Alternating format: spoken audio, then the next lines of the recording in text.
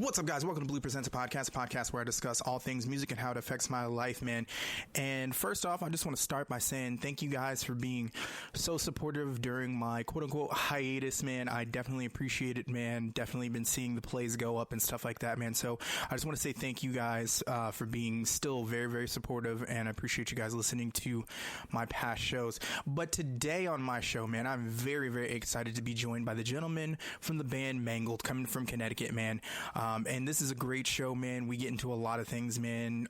We get into talking about their brand new single that drops the 29th, which today's the 30th. So if you haven't heard it, go listen to it. And it's called Mass Kill, man. And it's based off of Kyle's reactions to the show The Keepers, which is another great Netflix show because, you know, Netflix just does their thing, man.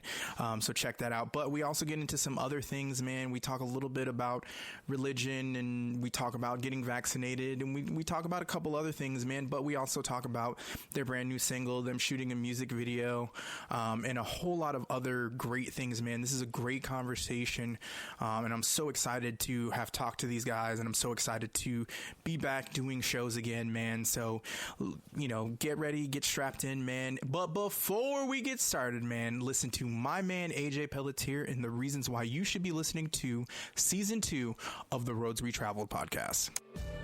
Hey everyone, AJ Pelletier here, and I'm here to talk to you about my podcast, The Roads We've Traveled. It's a podcast where every week I talk to guests and friends from music, art, comedy, and more about their journeys through life, their struggles, their joys, and everything in between. You also get to know a little bit more about me and my journey as well. So if you like podcasts about good conversations about life, or maybe you're just looking to relate to somebody about some things you may be going through as well, then The Roads We've Traveled is the podcast for you. Subscribe to us today on Spotify, Apple, and Google Podcasts, or wherever you guys get your podcasts from. Check us out and subscribe to us on YouTube. And check us out at facebook.com/Roads We've Traveled podcast. All right, everyone. Thanks.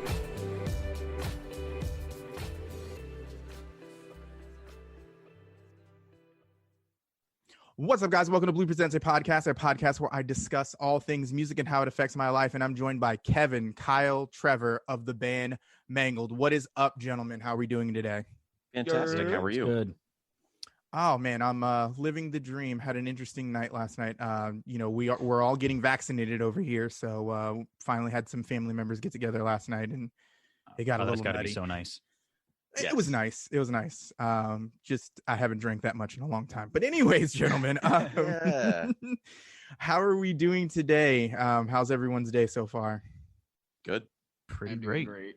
All right, man. My first question, as it is for all people who join my show, what are your top 5 artists? And we're going to start with Kyle. All right. Tony Danza Tap Dance Extravaganza, Glass Cloud, because I love Josh Travis so much. Frontierer, Spirit Box, and you know what? Lately, I've been into Era. Their new album is amazing. Mm-hmm. All right, Kevin, hit me with it. My top 5 definitely ranges more on the classic rock side of things. I love Queen and Pink Floyd. Another huge influence of mine is Green Day. More recently, my heavier influences have been Frontierer, and more recently, I've been really taking a lot of inspiration from Shadow of Intent. All right, Trevor, what's up, man? I listen to a lot of Reflections, a lot of old Reflections, as you see. I really liked that first album, Fantasy Effect and Exist. That was really cool to me. I like Danza a lot. Like Kyle said, that's probably our most mutual interest in the band, I guess you could say. I also like Lorna Shore's new album. That really impressed me and kind of inspired me much more than a lot of other things have lately. Let's see. I need 2 other ones. I like Periphery a lot. I'm one of those dudes. Periphery's really cool. They I've are. liked them for like a long time, and Make Total Destroy, I think, was the first song I heard by them, and I was just like, this is like insane. Like it was crazier than anything I've ever seen at the time, and that was really cool. And let's see, one more. I don't know. I guess August Burns Red. That was like my first favorite metal band. So Nothing wrong with that. To be honest with you, I wasn't the hugest August Burns Red fan until Messenger's album. So that was definitely like for me, it was one of those things. Messengers Funny was the enough, one that I've played quite a bit with Tony Danza Tap Dance Extravaganza. jealous. Yeah, them and Beneath the Massacre. Yeah, Damn, yeah. that's sick Let's too. go. I Yeah, love Beneath them. the Massacre. Yes. Sick as fuck. Yeah. Oh my God. First of all, can we talk about something as Kyle, me and you being vocalist? Is it the size of his neck that makes him sound that much more scarier, bro? He has a pretty thick neck, bro. Man, him. That's a and tree Corpse trunk of a Grinder. neck. Yeah, they both have some beast necks. He is, Whoa. dude. I have no idea. Oh, you know, it's either that you either have that build or you have like this skinny twig build, and it's just like And no one knows where it comes from. Exactly. Yeah. It's No. that technique from here that I can't do because I'm a fry vocalist, so Mhm. I can't nothing- do that one. Nothing wrong with that. So, gentlemen, we are here to discuss a number of Mangled related items, man. I'm so excited. You guys are getting ready to release a single on the 29th, man. So first, let's just talk about the formation of Mangled and how it came to be. Not a lot of people know, I've actually heard this song coming out soon, Mass Kill, in a demo version that Trevor sent me a while ago. Some old school shit. That was a long time ago. It probably sounded terrible. No, it was pretty good, man. It was actually pretty good. Thanks, I man, wanted thanks. to do something. I really wanted to write to it, but it sounded like you guys found your man in Kyle. So let's talk about how it all got started and who joined when and where it came from. Yeah, Mangled, I guess, started as just like a bunch of ideas that I had for like a heavy band when I was in I Have No Eyes at the time, and that's not really like a deathcore band. That's just more of like a gent progressive metal-y kind of band. We don't have Mhm. like a vocalist that can do gutturals at the time or anything like that. And I really wanted to do something like that. Like I really wanted a tough sounding vocalist and something. So I started writing some stuff that was kind of geared towards that without any like genuine idea of what would happen with it or if anything would happen with it.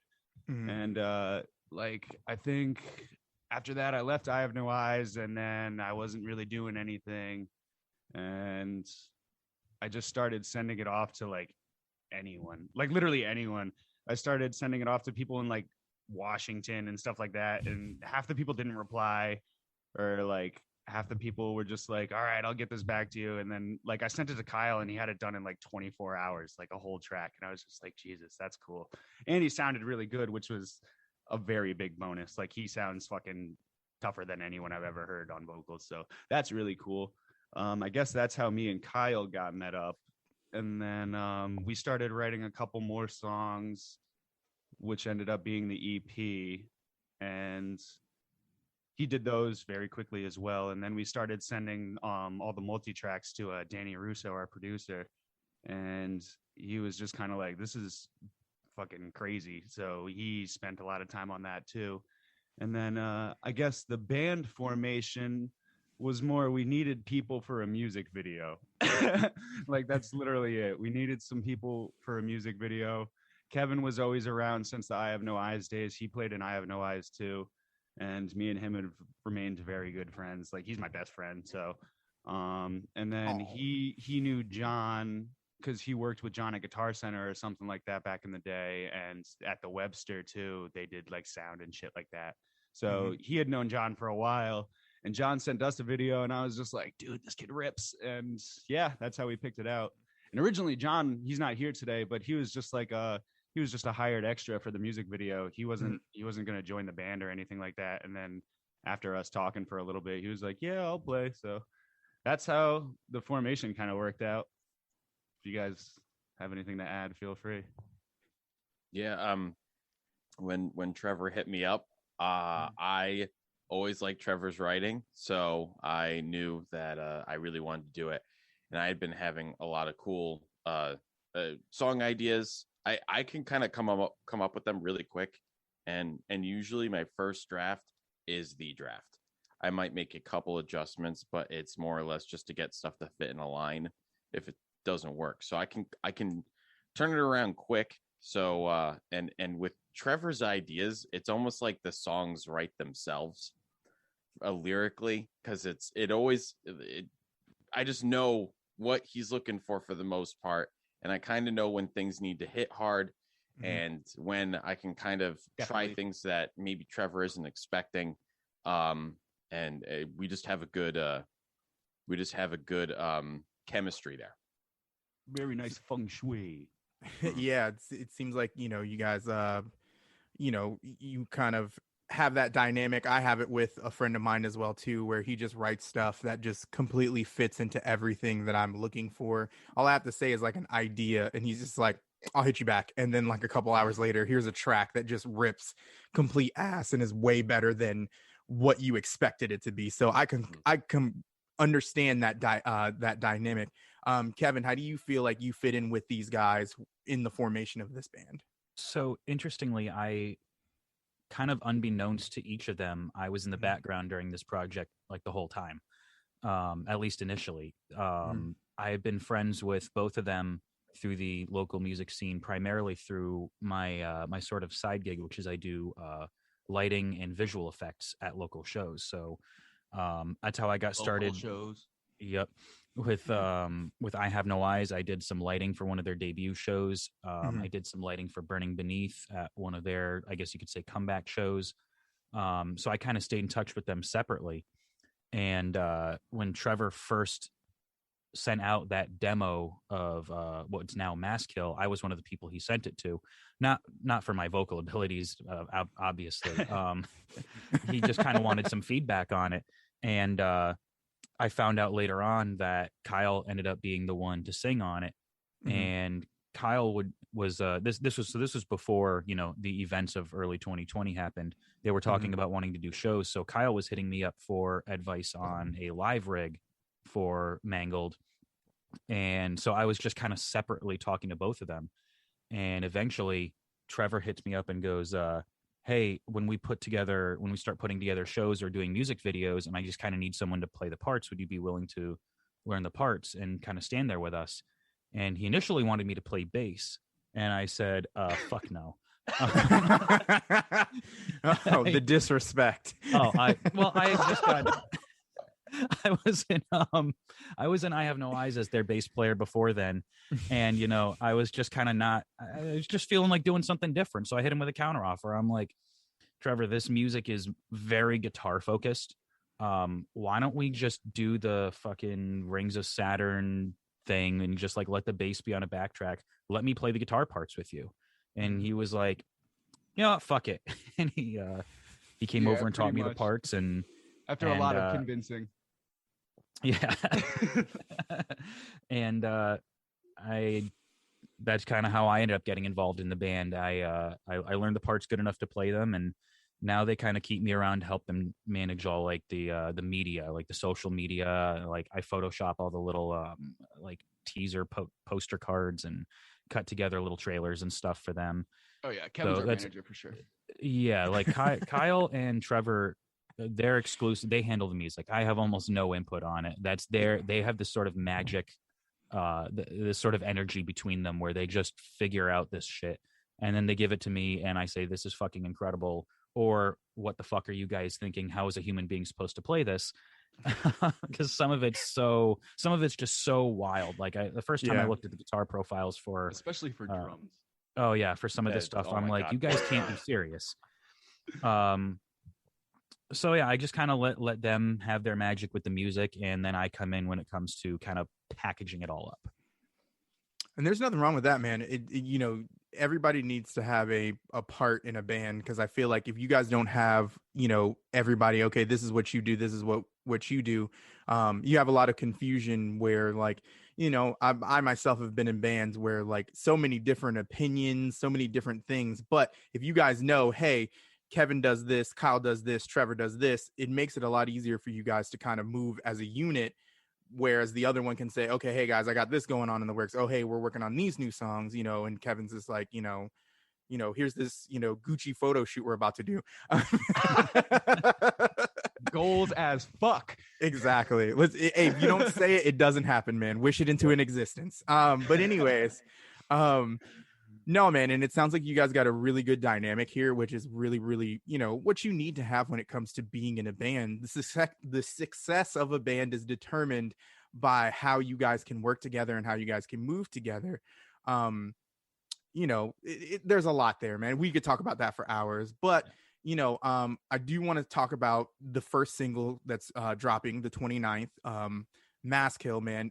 There's so much behind it, man. And for those who don't know, the song is based on the show The Keepers on Netflix, which once again, I'd like to give you a thank you for giving something for me and my wife to watch, which we've thoroughly enjoyed. We're not all the way done with it, but we're like, 50% through it, but it was a whole lot of like, I felt much like Tiger King, where it was just like, oh, wow, that's crazy. And then it's just like, what the fuck?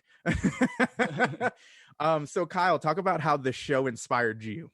So basically, probably the thing that really got me going was, and I'm sure you're feeling this now being 50% through, is just the absolute outrage of everything and just how could they let this happen?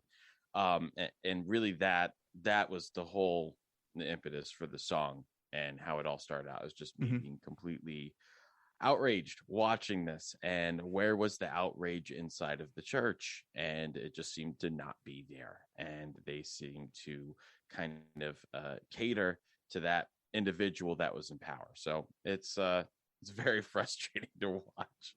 No, it definitely is, because we're talking now even in 2021 where you have racial injustice and you have a lot of other things that are going on right now. And it's so crazy that, people in power positions don't get it, don't see it, don't understand it. And, if the shoe was on the other foot, the rage would be there for them. But because it's not, it's, you know what I'm saying?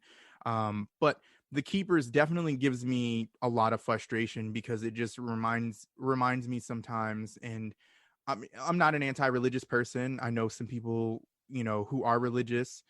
Good friends and family, obviously. We all have friends and family who, are religious, but they just don't kind of get, when we see stuff like this, how this pushes us away, because it's just like, if this is happening in the real world and this is happening in the church, why should I partake in this? So what are your feelings on religion itself, Kyle? We might as well just ask that question. Yeah. So I have no problem with anyone that believes anything. That I'm not really against the person. I am very anti-religious though. Like, but that doesn't mean I don't believe that there could be a God. I'm pretty agnostic on that, simply because there's no way to really ever determine if there is a creator that made everything. Now, I would bet every dollar I have that it's not the creator that's in the Bible or really any religious textbook, but that's fine. I don't believe really in anything. Like, I think when we die, nothing happens. And really, I find that very motivating for me. That gets me up, because I have one life, and as soon as the expiration date hits, that's it. And there's things I want to get done, like Mangled, like mixing. That's my focus, and I do that every day, and I'll do it till like 3 a.m. Then I'll wake up at 8 and do my day job, and then do the same thing all over again. So yeah, that's my thoughts on that, though. I don't believe in anything. So Trevor and Kevin, you get this song from him. What are your first thoughts when you actually you hear the song, and then 2, you read the lyrics and you see the profound, like there's so much in this song that just it hits on the nose of exactly what he's talking about. What were your first thoughts and opinions on the song Mask Hill? What are you saying? No, seriously, I couldn't understand what he was saying. Then I was like, can you send me the lyrics? Because I don't get it, man. I'm more of a music guy. Like, I don't understand heavy vocals very well. I think it sounds cool, but he sent me the lyrics, and I was just like, wow, this is some like deep shit, and it's a borderline touchy subject. I was like, you sure you want to go with this? And he was just like, yeah, this means a lot to me. And I was just like, all right, man, let's go for it. I was just like, it's intense. Like, everything's set up properly. It's not like it's a the lyrics are set up crappy over the music or something like that. Like it's a No. very fluent song. I was like, let's do it, man. Let's go for it. So we just ran with that. And then, yeah, that's pretty much what I think Kyle did.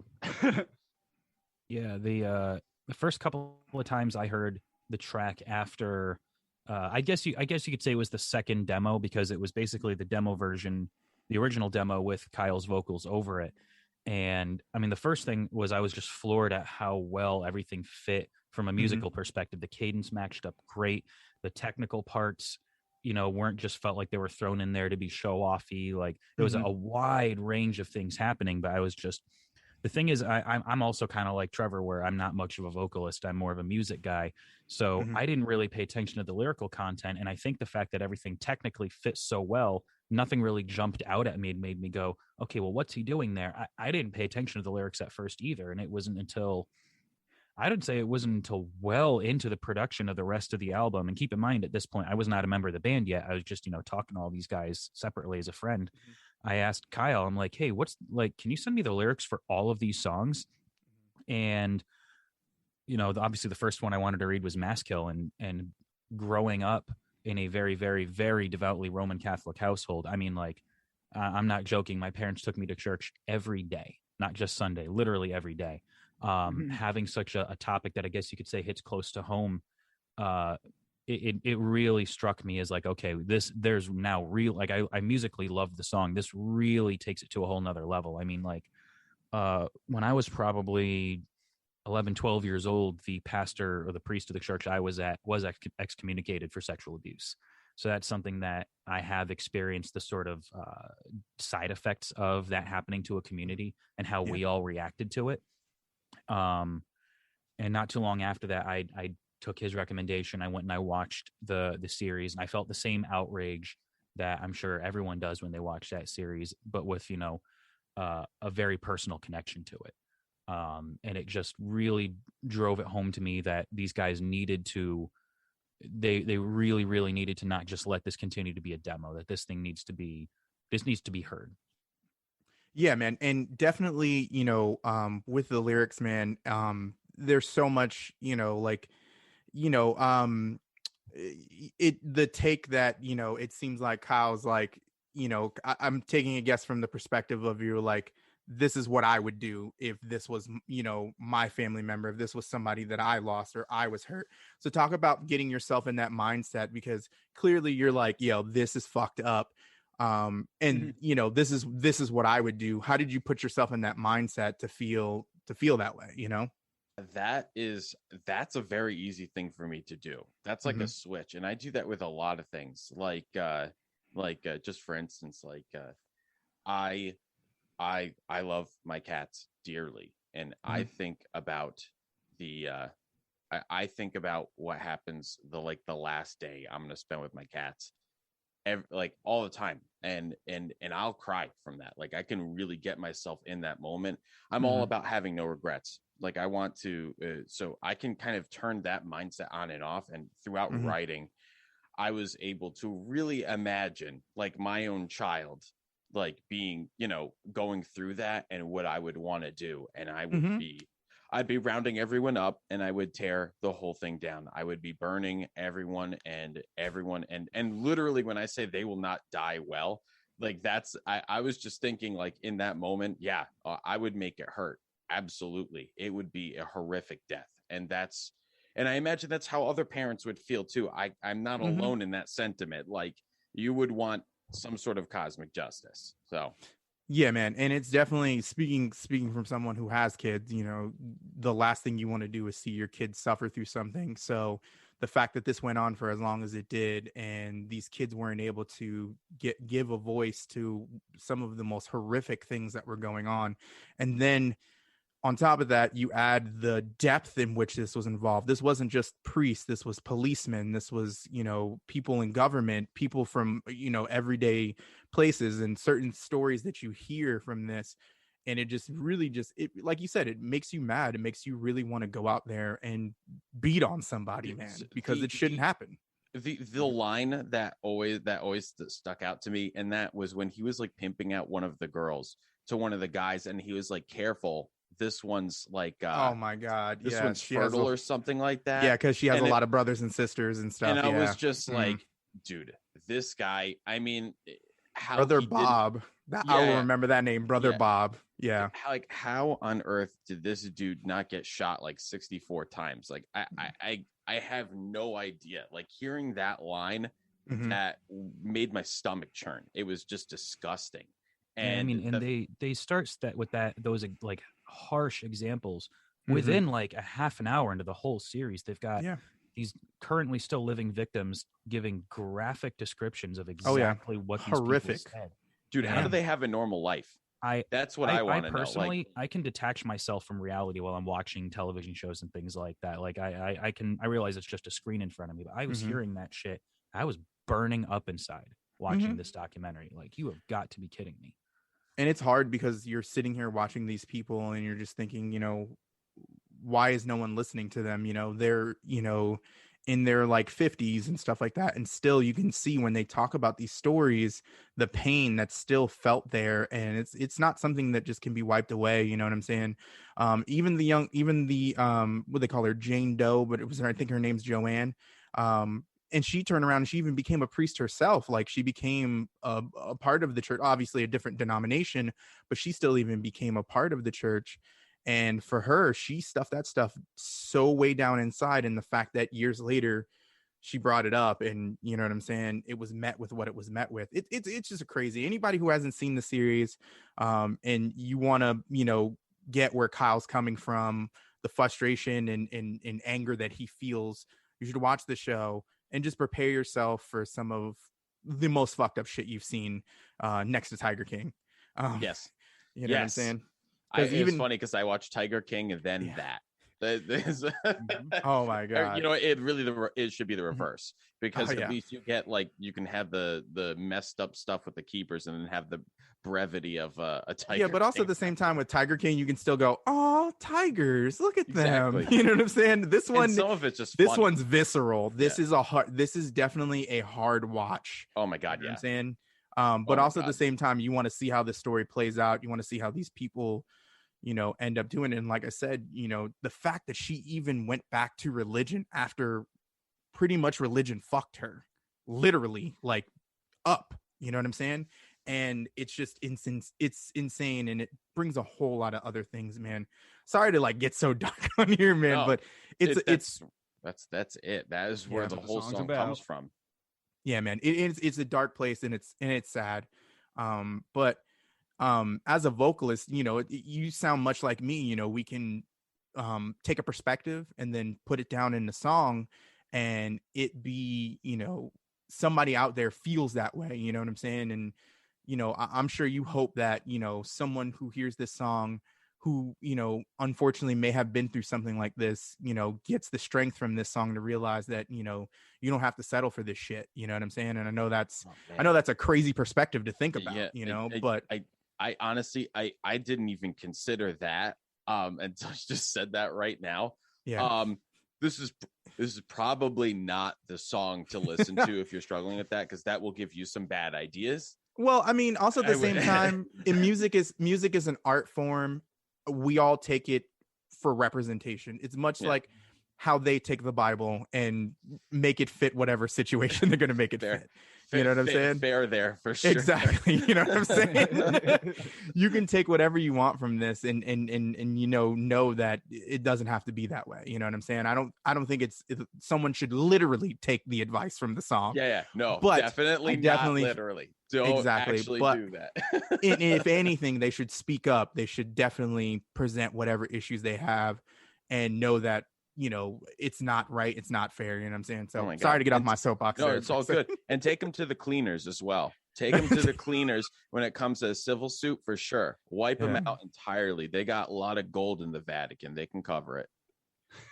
So I got actually now that we talk about it, Kevin, how is that like growing up? Because if you so I grew up Baptist and in Southern Baptist. So I went to a lot of predominantly Black and Hispanic churches. And the way they do religion, man, it is an absolute celebration, where I feel like sometimes Roman Catholics just mourn religion. Like, it's you nailed it on the head. it's depressing sometimes. Guilt. It's really about Repressed guilt. the foundation of the way, at least the particular Roman Catholic circles that I was in, a very good amount of it was not so much celebration of life now, it's everything is about your eternal salvation after our earthly life is over. And their focus on that is basically atonement for generational sin, which is one of the things I could just never get behind personally, even in my younger times when I was a little bit more naive. But it's basically just like not necessarily finding joy in the things here on earth, it's just them trying to convince you that your suffering is necessary, and that the things that you don't like, the things that are difficult, it's just more like, deal with it. If you really want to break it down, that's basically what they're trying to say. It's not to say that that's all encapsulating of Catholic doctrine or their teachings, but that's and now I actually did participate in some Baptist services later in my life. I had a couple of close friends that were Baptist, and I would go to their services. And there was definitely, in contrast, there was more joy in their religion than there was ours. But the thing that just kind of really struck a chord with me across the board, from both the Baptist services I'd been to and my years of Roman Catholic services, was just sort of, I don't even know the right word to describe it. They're just overly righteous. You know, they really believe that their way of thinking is the only correct way of thinking, and any deviance from that makes you scum. You know, I was actually removed from that Baptist church that I was participating in their services. I was volunteering to do sound for them, and after Sunday service, they had a youth service. So in an effort to kind of try and reach out to the youth and, you know, find something to relate them to, something they could relate to with their Sunday services, that, you know, these kids had just gotten up early to go to some boring adult service. They needed some energy. I found a whole bunch of like Christian rock music, and I'd even hesitate to call it rock music, just more upbeat music that I'd play over the sound system as the adults were leaving and the kids were all piling in. And they literally threw me out of the church for playing rock music. Wow, that's crazy. And also the same thing, you know, I don't want anybody who listens to this show to think that you guys are knocking religion, because believe whatever you want to believe, because it's sacred to you. We all have differences of opinions, and we all believe in different things, and that's okay, you know, because certain things gravitate. But to say that there aren't any flaws in every aspect of religion is to say that you're being blind to a lot of things, because there's a lot of things, especially in the Bible, that tell you should be against yourself as your heritage as well too, as well as with your people, you know.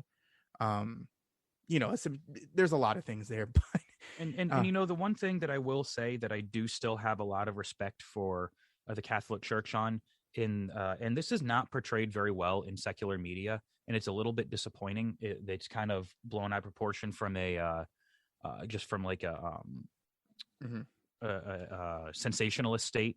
Is the Catholic Church actually preaches love the sinner, not their sin. So a lot of other religions kind of preach, oh, if you commit such and such sins, then you're scum, you're bottom of the earth, get out, we don't want to talk to you. And Catholicism does not preach that. They are welcoming of people who are willing to change their ways, who do bad things, and they believe that everyone can find salvation. It's not as much in the forefront of their teachings as I would like it to be, but that is a part of Catholicism that I never found anywhere else. So I have a lot of respect for them because of that. Yeah, I mean, it's, once again, you know, when you look at like what's going on in the world, you know, police reform and stuff like that, it's a problem with the system, not necessarily the message. The Westboro Baptist Church does the same thing, though. Yeah, no, and that says what? Love the sinner, not the sin. Well, literally nobody recognizes the Westboro Baptist Church as a religion, so I can unanimously say that. Very fair. All right. So let me break this up with some music questions, because we went a little off the deep end. So let's talk about the music video, man. Such a great music video, Square Up Productions. Talk about the process, talk about shooting it, and then also talk about how people were watching you. Oh yeah. You guys should probably kick that one off. The music video, we had kind of an idea for what we wanted to be in it visually, which was just kind of following Kyle's idea with the lyrics. So we wanted something that kind of matched that, both like intensity wise and something that was just as shocking visually. So I think we kind of nailed that. And so when we first started writing it, I think it was me and Kevin talking about it. I've never actually seen The Keepers, but I just kind of had an idea for what was wanted to like be portrayed in this video.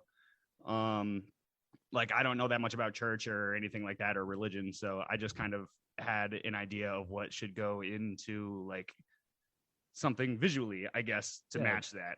I don't know. Trevor and I both came up with a lot of visual concepts that were actually off in some pretty different directions than what we ended up landing on. Like, I believe like we toyed around with the idea of not directly aligning the visuals with the song, but just kind of putting our own take on the rage, but correlating it a little bit. But like, I think one of Trevor's earliest ideas, rather than involving religious figures, was like cloaked figures, sort of like in cultists. Like cult. That's what I'm searching for. Like doing some sort of like ritual, standing in a circle or something like that, and it just didn't really fit the narrative. So like we trashed that idea. That was one of the earliest writings.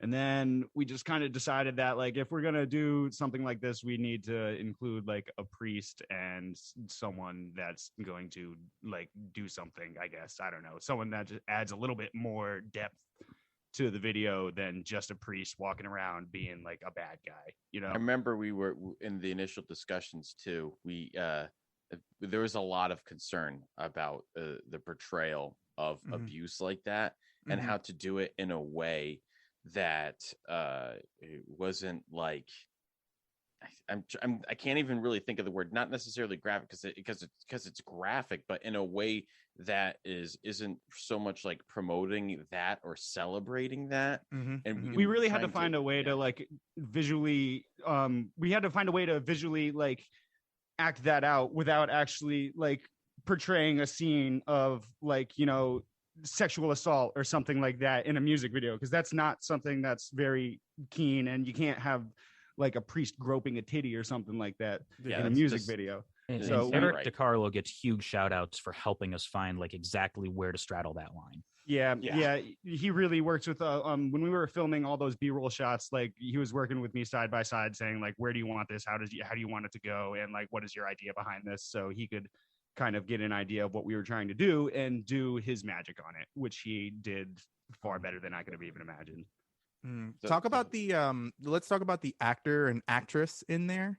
If I'm not mistaken, Trevor, that's your uncle that's playing the priest. The priest is my uncle Bob. His name is Robert Leonard. He lives out in New Jersey, and he's an actual actor and professional dancer.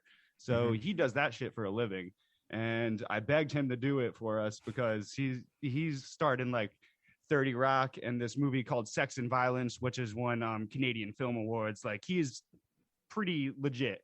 So I kind of begged him to be in this. I was just like, we thought of this role, and I thought of this role with you being the priest. So I really need you to do it.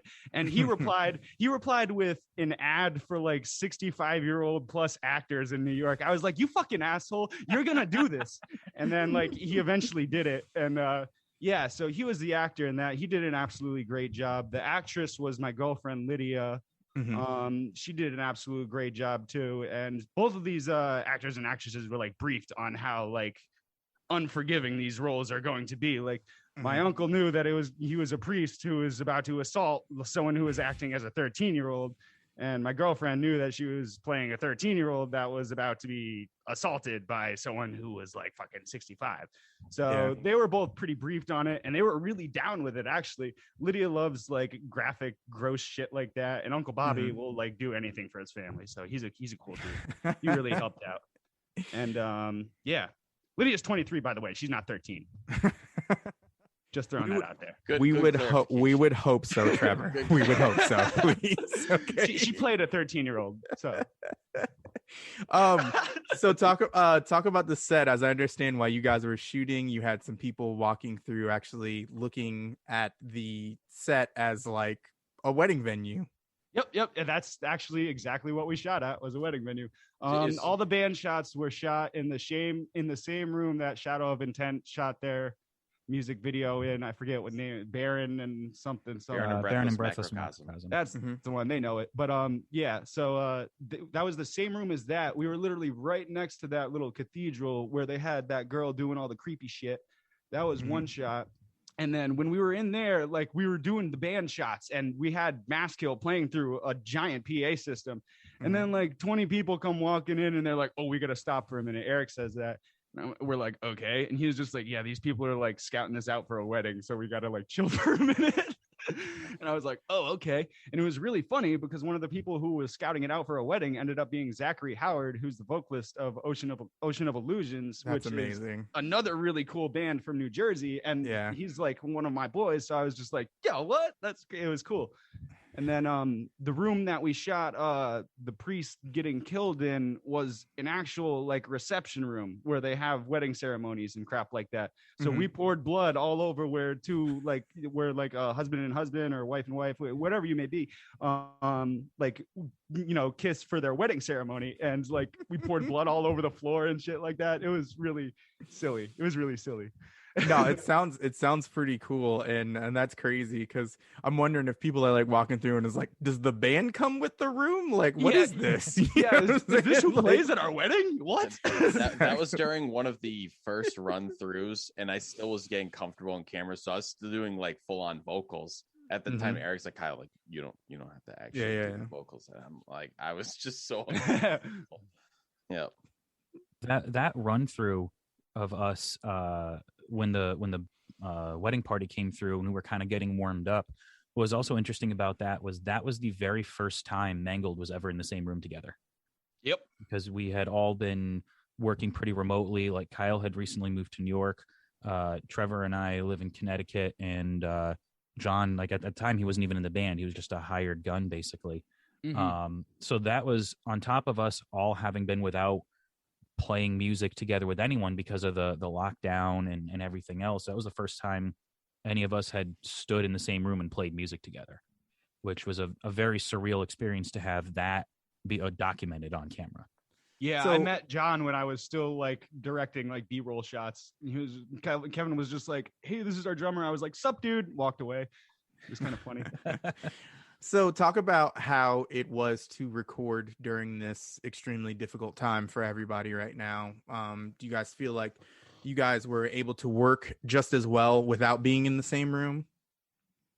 Yeah, it's pretty simple for us. We've always worked as like kind of an internet band. So yeah, I mean, a lot of projects now are doing like a completely remote, and like even a band like Spirit Box, what they recorded their stuff, they had a session where their the mixing engineer is in California and they're in Vancouver, so they were able to record right into their universal audio interface and just bam, and he was taking the tracks as they were recording it. So yeah, we did something way less complicated than that. Trevor just recorded all of his parts, then I recorded my parts, and that was everything. Yeah, it was real simple. It was definitely like, it's not as simple as we made it seem. It was like a 6 to 8 month process of us recording and getting everything perfect. But it was just, we really took advantage of that whole 2020 quarantine to the fullest. Like, and we didn't just make music and release music during that time. We put like a lot of planning into how we wanted to promote this, the video, like the videos, and literally everything that we did, we put a lot of effort into. And it was irritating during the time because you're like, man, why isn't this coming out? Why isn't this going on? Why isn't this happening? But like in the long run, it was so worth it. And a lot of credit goes to Danny Russo, our engineer. Danny's the man, enabling all this to come together. I mean, he has a lot of his own vision in that recording too. Like what he brought to the table for these recordings was far more than at least what I would have ever expected. But I'm sure Trevor and Kyle agree on that as well. Absolutely. Like he did all the post production, all the little riser effects, all the samples and stuff that you hear in the in Maskill and the rest of the EP is all stuff that he added in. Like when I say I just recorded the guitars and wrote MIDI bass and MIDI drums, that's all I did. And Kyle just recorded his vocals and that's all he did. Literally just everything that came after that was Danny. So much credit to him. Thanks, Dan. And through that process, I have to say, and I have to tell him this one day, is that he helped make me better at mixing, just by being next to something like that. And I'm not even in the same room as him, and I still learned so much. And he gave me so many mixed critiques throughout. So yeah, I owe him a huge thank you. Absolutely. That's what's up, man. And like I said, it sounds like you guys worked really well together, even with the distance. Not being able to be in the same room up until the music video shoot. And that's awesome, man. Because, unfortunately, who knows how much longer this is going. You've got, even though everyone's getting vaccinated and whatnot, you do have, people scared of that. Yep. Dumb question. Have you guys, either one of you guys, been vaccinated yet? I just got mine yesterday. Yeah. I have been. I got my Pfizer shot. My last one is on the 5th. I get my last Pfizer. And then I just got mine. Yeah, I just got mine 2 Thursdays ago. And it was weird. It wasn't bad the first time. The second time, my arm really, really hurt. But then so I got it on a Thursday. Friday, I went into work. And then right around 11 when I had lunch, because I'm in at work at 4:30 in the morning. So lunchtime for me is at 11. Yeah. So I was eating lunch and it felt like I took a sleeping pill and I just became really drowsy. And then as the day progressed on, it went from drowsiness to chills, from chills to just. That was the second shot you said? Yes, second shot. Yeah, I've heard the second one is the one where a lot of side effects start coming in. That's what here's the deal though. My wife slept for 4 hours and was fine. Well, right. Maybe not for everyone. Exactly. Me, it was like, nah, you're gonna feel like you're about to die, and then take some Tylenol, and then you'll be fine. Yeah, my mom was really bad during the second shot. She got the Pfizer shot too, and the first shot she was like, I don't feel anything, and the second shot she was just like, she called me into her room. She was just like, if anything happens to me, please keep an eye on me. I was just like, what's gonna fucking happen to you? Come on. Oh, yeah, it was really funny. That's messed up. But anyways, sorry to divert from that topic. So before we get out of here, man, besides Mass Kill coming out, I'm sure you guys are plenty stoked about it. You're super excited. You probably heard it about 1,000 times. What other songs are you guys excited for to be released with the video? What kind of what can we expect with the EP coming up? So I am so hyped for the next one. I'm allowed to say what it is, right? We established that last time. Yeah. Okay. Yes. Layers. I'm so hyped for layers. And then a beautiful day in New England never lasts as long when you're happy. That song too. Very hyped for that. I'm hyped for Guilt too. I'm hyped for all of them. They're all awesome, but Layers is cool. The campaign we have with Layers too is super cool. We've actually been working on a campaign for Layers for longer than we've been working on Mass Kill. Yeah, we always planned on Mass Kill being the first single, but Layers is by far the most wild track on the album. I mean, it takes all the technicality, the in-your-face elements, both from guitar and vocals, and it just turns it up to 11. And so while we knew we really wanted to introduce ourselves to the world with Mass Kill, Layers is by far the one that we're most excited about, and we've got a promotional campaign for this that we're really, really stoked on. Lots of content we're going to put out, lots of different videos, lots of things coming for that one. Yeah, that's a cool song. Way to be subtle, Trevor. He's like, yeah, that's a cool song, man. Yeah, it's whatever. No, yeah, it's neat. That's cool, you, though. It sounds like a disaster to play live. Oh my god. Oh yeah, it's not fun to play. There's nothing fun about it, but it sounds cool. It's one of those things where it's just like, what did we create and why are we trying to put ourselves through this?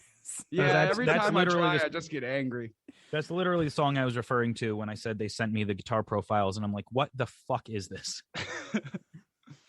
It's definitely like I said. Me and Kyle really like Danza, and it's our version of a Danza song, I guess you could say. So yeah, that's definitely gonna be interesting. Mhm. So do you guys have an idea what part of the year the EP might be dropping, or are you guys going to be doing singles and then releasing the EP itself? We're gonna rapid fire these things out. We're talking just a couple of weeks in between singles and then the EP drop. I would expect the EP. We don't have an exact date on the EP drop, but I would really expect probably like 6 to 8 weeks after this first single. That's what's Summer up. 2K21, baby. Yeah. So I guess my last question for you guys is, I know for Kevin and Trevor, it seems like Connecticut's starting to lift some of its restrictions and stuff like that. You guys have any ideas to play a CD release show or any show towards the end of the year? How are you guys feeling about that? Are you guys just going to put it on and wait? We've actually made a pretty conscious effort to, and we've discussed this multiple times, that live shows are actually not going to be a massive priority for us. We really like the direction we've gone with this project visually and how we packaged it as like an internet band. And don't get me wrong, we want to play shows. That is definitely something we are very excited to do. But we look at other Connecticut bands that have had massive success for years before playing a show because they took the time to get the hype built for them. They took the time to get everything packaged right, like Shadow of Intent being a great example of that. So we really kind of, especially with what we've learned about how to market ourselves with the world we live in now, we don't really want to take the old-fashioned way of going and playing a bunch of little opening gigs with 2 people in the crowd and quote-unquote paying your dues the old-fashioned way. And all the respect in the world to all the bands who do that. We've all done that with bands of ours in the past. But Been there, done that twice. many times, all of us. Yeah. But we're of the idea that, you know, I mean, we all work full-time jobs. Yeah. We all have our other life priorities right now. And, you know, hitting the road and going on tour, while that's all stuff we definitely fantasize about, it's just not necessarily a priority right now. You know, we're going to put a lot of effort into marketing this music correctly, hoping we can reach as many people as possible to where when we do get the opportunity to do shows, it's just going to absolutely decimate whatever venue we end up with. Like, we really want we don't want our live shows to ever be a back burner thing or a second to anybody else. Like we got just as big goals for our eventual live show as the EP, and we're not going to compromise on it. Yeah, I couldn't have said it better myself. You owe me a soda. You guys said it at the same time. I love it. We did? That's hilarious. You guys said it at the same time. Love it. Yes. That weird ass mind link. Oh my God. No, it's crazy. But Yeah, no, there I mean, you go. it makes sense. You know, I myself, you know, not to be trying to shine on your moments here, I myself am actually getting ready to release a song that I'm extremely proud of. That's and dope. I can't wait to hear it. Yeah.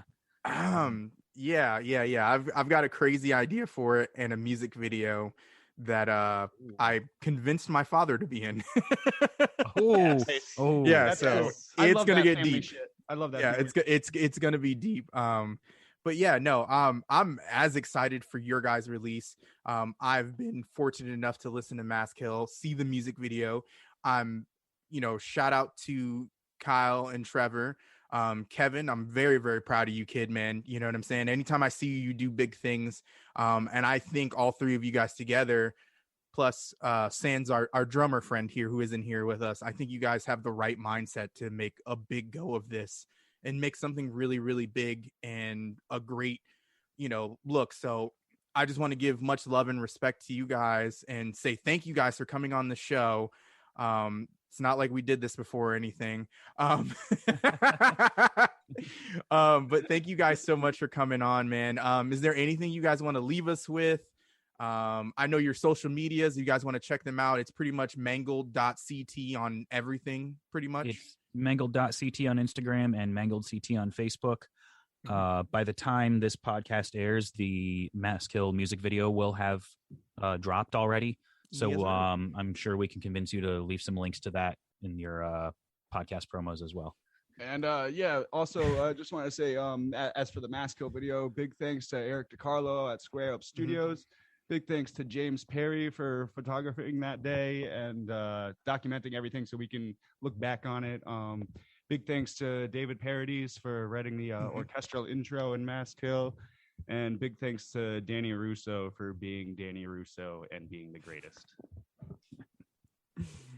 Yep. Anybody for you, Kyle? Oh yeah, I'm just gonna wait for Kyle. Yeah, I was gonna say thanks to anyone that I imagine the video will already be out. Thank you for checking it out, and thank you for sharing, because that stuff for a band like us, that's everything, is having that shared around. That means so much, because all these people, as you've heard, have put so much work into it, and we've put so much work into it, and it just means a ton to share our art. That's what's up, man. And like I said, gentlemen, I just want to say thank you guys for coming on. Really, really hope a lot of success comes from this first one. Super excited to see where he goes, and who knows, maybe we'll have you back on when the next one drops. This was so much fun. I definitely hope we get to come back. Absolutely. All right. Thank you so much for having us, man. No problem, man. For sure. Appreciate it.